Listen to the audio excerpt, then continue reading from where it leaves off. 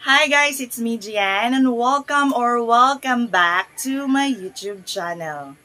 Dala ng isang bagong taon, ang isang bagong start, isang bagong pagkakataon, a fresh new button for us to pindot para makapagsimula tayo ng isang mas presko at mas masaganang taon para sa ating lahat. New Year indeed is a very good period for a new beginning. Kung ano pa man yung mga nakaraan, wala ka nang magagawa dun. But of course, you always have the chance and the hope to prosper and to grow. So ito yung hatid sa atin ng isang bagong taon. At para sa buwan ng Enero, wini-welcome tayo ng Capricorn, ng malakas na enerhiya mula sa Capricorn, which is ruled by Saturn, na nagsisignify ng hard work and determination. Huwag kang magtaka kung nafe-feel mo sa sarili mo na parang mas buo yung iyong mga plano at mas gusto mong agad-agad gawin yung mga bagay na sa tingin mo ay siyang magiging magandang pundasyon para maging mas maganda yung kahihinatnan ng taong 2024 para sa'yo. And for today's video, alamin natin kung ano yung naghihintay sa atin for this week. Is it going to be our best week for this year? O isa lang ba itong linggo?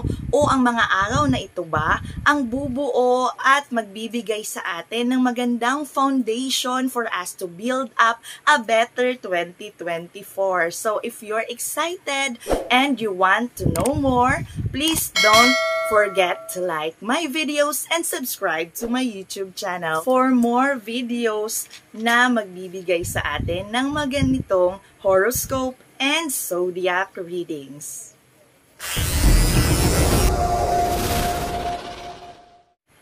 Aries, your mantra for this week is growth. Kaya makikita mo at mafe-feel mo sa susunod na linggo na bigla-bigla yung sobrang daloy ng positibong enerhiya sa iyo to focus on your job and on your career intentions.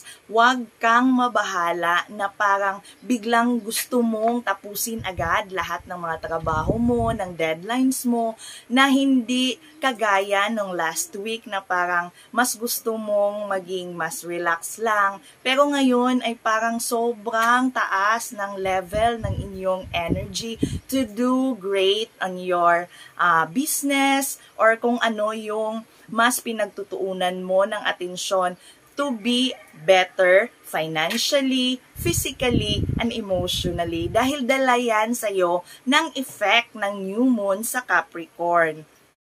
Kaya mga Aries or Aryan, focus lang sa iyong career intentions at yes, tama po yung ginagawa mong pagsisikap at pagsiset ng goals, seeing yourself growing and rising on the next months, but don't overdo it kasi walang magandang idudulot ang anumang bagay na sumusobra at hindi na nagiging balanse para sa iyong buhay. Hindi magiging maganda kung puro na lang sweldo at trabaho ang nasa iyong isipan. You also have to live your life. Para naman sa mga Taurus, lagi ka bang atrasado on your vacation plans nung mga nagdaang linggo o nagdaang taon? Well, this week is giving you the best opportunity for your travel goals. Dahil ang new moon in Capricorn is a perfect moment to be firm on making your best intentions and choices. Sa mga susunod na araw ay mas buo ang iyong pagdidesisyon, kaya ituloy mo na ang mga planong laging hanggang hangin at isip na lamang. Hindi masama ang pagkakaroon ng me time. Mantra mo for this week is fly.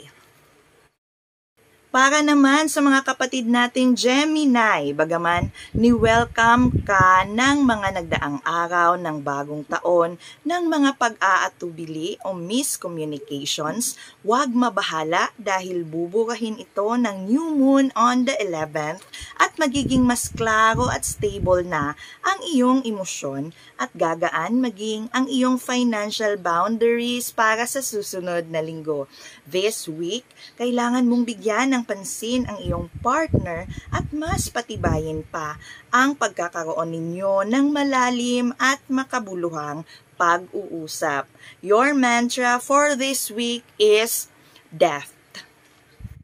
So what about Cancer? The holidays challenge you to make some lifestyle changes. Well, any change is good as long as you know how to balance your commitment. This week, pag-isipan mo kung sino ang mga taong gusto mong andyan at kasama mo pa din sa mga susunod na araw, susunod na buwan at taon at focus ka na sa kanila. Dahil ang mantra mo for this week is balance.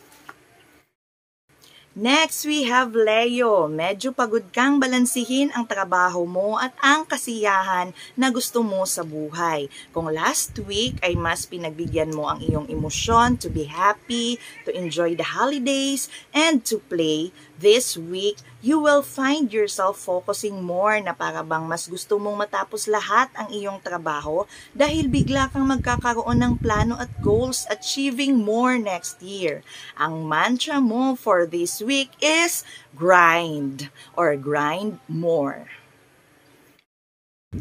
Para naman sa mga Virgo na kagaya ko, the new moon in Capricorn gives us and gives you the chance to have pleasure at top priority. Matatagpuan mo na lang ang iyong sarili this week enjoying with your kids, your husband, your family, having a date, or walking in the beach. Ang ganda naman ito. So have fun while it lasts. Dahil ang mantra mo for the coming week na January 7 to 13 is joy. Para naman sa Libra, this week gives you the bonus that you've been waiting to do all your long-term plans. Gamitin ang magandang daloy ng swerte at kapirahan to build a great foundation para sa taong 2024. Ang mantra mo for this week is foundation.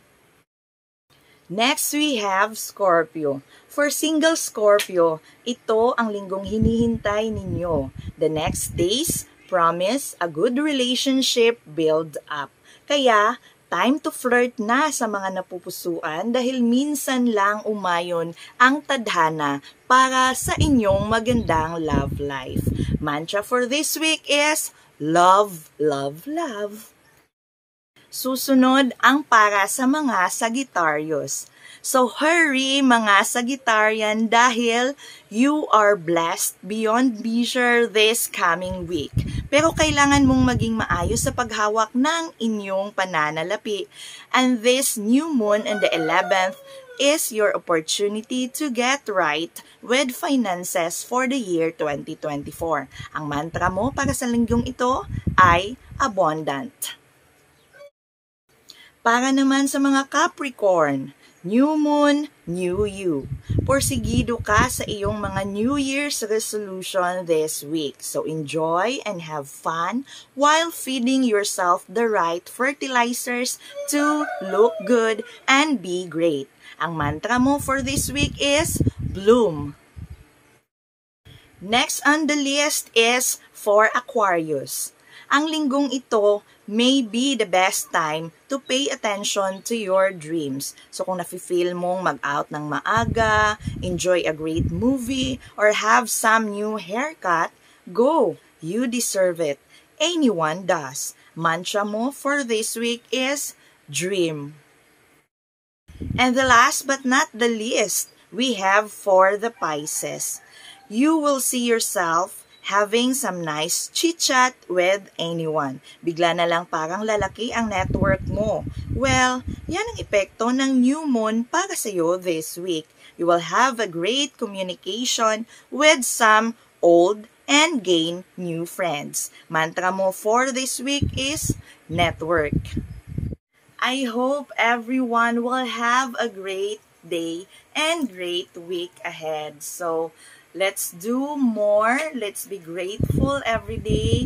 Isang magandang kawang gawa araw-araw. Kahit sharing some smile and good vibes, okay na yan. Kasi the more na maging positive tayo, karma or the good karma will also come back to our life. At syempre, magiging magandang foundation yan, magiging magandang ingredient yan para mas maging kaaya-aya yung kahihinatnan ng ating buhay. Kaya, kung gusto mong swertehin, syempre, umpisahan mo sa iyong sarili. Hindi pwedeng negative ka sa bawat aspect ng buhay, tapos nangangarap kang siswertehin. So do good para good things naman yung papasok din sa iyong buhay. Thank you so much for always watching.